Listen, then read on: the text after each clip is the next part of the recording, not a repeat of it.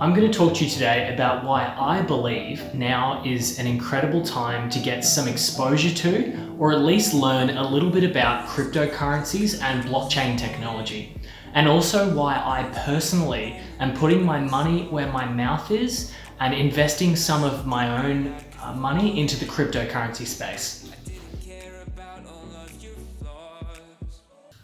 So before I dive into crypto, I want to start with a bit of an analogy, and this one I think is from Warren Buffett or another famous investor. And I remember hearing this a few years ago and it sort of rung true for me, and it goes as follows. Imagine that you're a surfer and you see, a bunch of other surfers on the water and the waves are coming in, and some of the surfers are, catching the wave, jumping up, riding it all the way into shore. But you're not so confident with surfing. And so, instead of preparing yourself to catch a wave, you'll look to the other surfers and see what they're doing. So you'll look and see another surfer and, they start to paddle and they get up and they ride in. And so you attempt to follow them, and you start paddling, but all of a sudden you've missed the wave. And, you see all of those surfers ride the wave into shore. Now, that is what an unsophisticated or someone who's not very experienced at investing might do.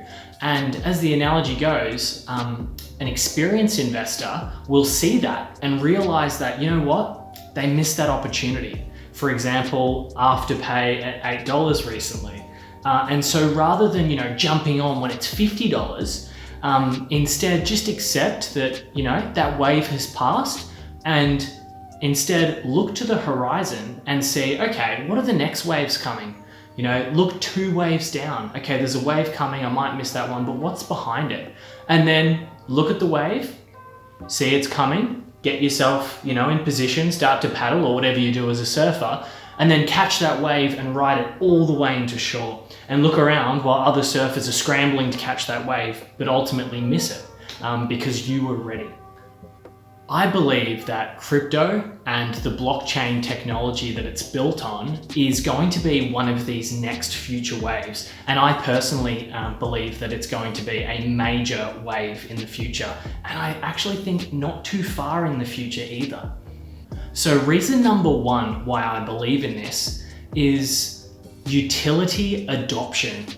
So many of you may remember in 2017 when it seemed like, everybody was going out and buying Bitcoin, and they didn't really understand what they were buying, but they were buying it because everyone else was buying it. And what that ultimately led to is this, a massive bubble where it was like a game of musical chairs. Everyone was just scrambling to buy Bitcoin because everyone else was. And it led to this environment where there was this huge demand, massive peak in the price, and then ultimately the bubble burst and crashed back down to earth in quite a dramatic fashion. And maybe you were one of those people. Fortunately, I didn't get swept up in the mania, but I wasn't really investing at the time either. So maybe if I was investing, I also would have been vulnerable to that, what's called FOMO, fear of missing out. Now, that was 2017. But today is 2020, and a lot has changed in the space since 2017. So the technology has actually come quite a way since then. So for example, Bitcoin was created in 2008. And that's 12 years ago that Bitcoin was created. And so since that time, there's just been continual developments of the technology in the space. So since 2017, a lot of the projects that were up and running then, that people were investing in quite speculatively, jumping in because everyone else was, they've actually come quite a far way. And now they are forming partnerships with, major organizations like Samsung, SAP, I believe Amazon is utilizing some blockchain, MasterCard or Visa, one of those. A bunch of massive companies are actually starting to partner with some of these organizations, these crypto developers and companies, and essentially supplement and improve their services and products utilizing the blockchain technology. Now, that wasn't really happening in 2017 when we saw the massive bubble. But now we're actually seeing what I'm calling utility adoption. And that means that the technology is being adopted because it actually is serving a fundamental utility or use to those organizations who are using it. And so, the prices since 2017 of crypto have fallen to almost the floor since then. And now we're actually seeing this utility demand for the technology.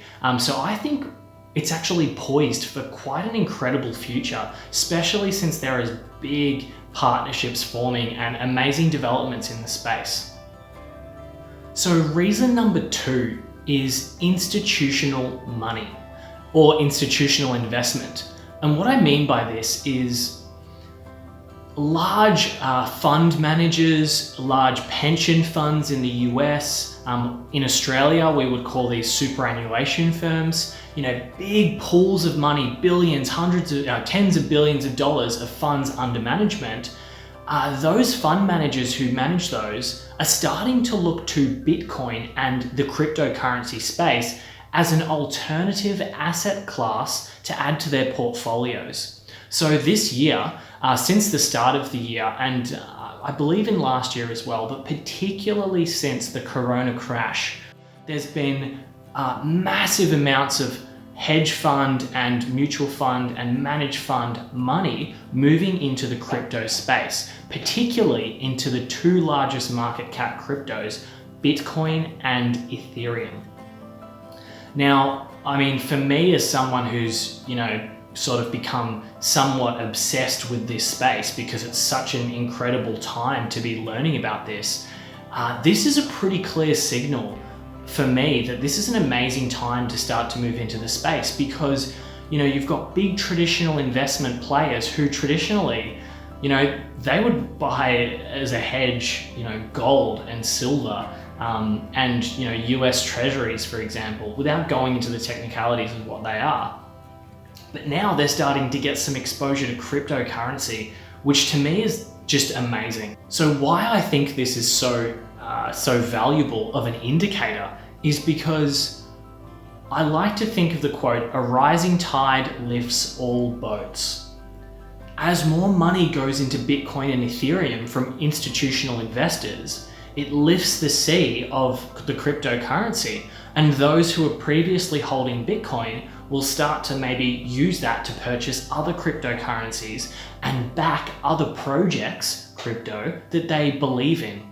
And there are some amazing smaller cap, smaller little crypto projects. By no stretch of the imagination are they small, but they're smaller than Bitcoin and Ethereum, for example.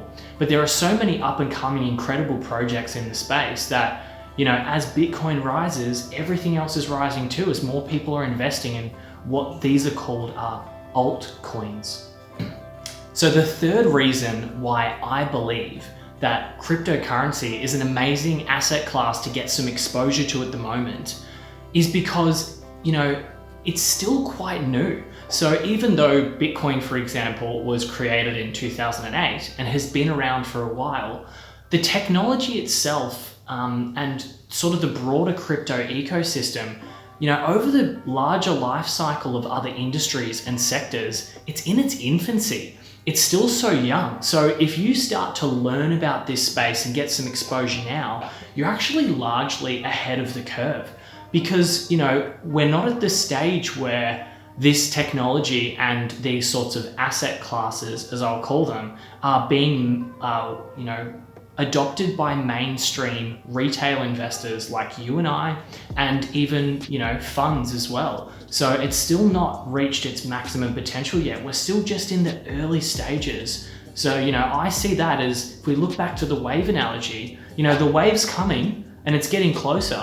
But if there's anything we've learned from technology in the past, it's that whenever something new comes out, something that's quite revolutionary, it actually takes a long time for the broader society to adopt it.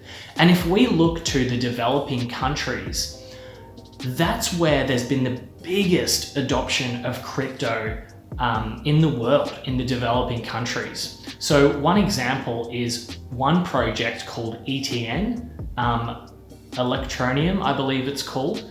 And what they're doing is they're actually providing access to banking to farmers and people in Africa who previously had no access to banking facilities before. Now, if you just think about that in terms of its implications, that's incredible. And if Africa keeps developing and growing, as we expect that it will, all of the developing countries are sort of lifting up, then we can expect that there could be large-scale adoption coming from the developing countries of cryptocurrencies and the space and the technology. And we in the developed world, so to speak, we might be late to the party. But obviously you're watching this, so you and I will not be late to the party. But, it's just an indication of what we can expect for the future, and one of the reasons why I'm so excited about it.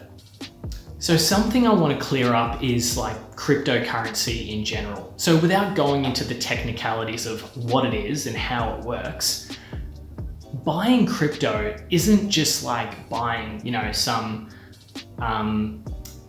imaginary thing that has no inherent value. It's easy to think that, but I think the way that I like to think about, backing some of these cryptocurrencies is when you buy the token or you buy the coin, you're sort of investing in the future success of that project. Because without going into the technicalities, let's say you've got that project that I spoke about earlier, ETN. So if ETN has, amazing success in Africa and perhaps other countries as well, and more people start to adopt the technology and use the service that they're providing for banking for people that didn't have it, what that actually does is it increases the value of that token or of that coin or whatever it's particularly called for that crypto project. And so how I like to see this is it's sort of like startup seed investment. You're sort of like investing in projects that you believe have the potential to be successful in the future. And just like any investment, it may not work out.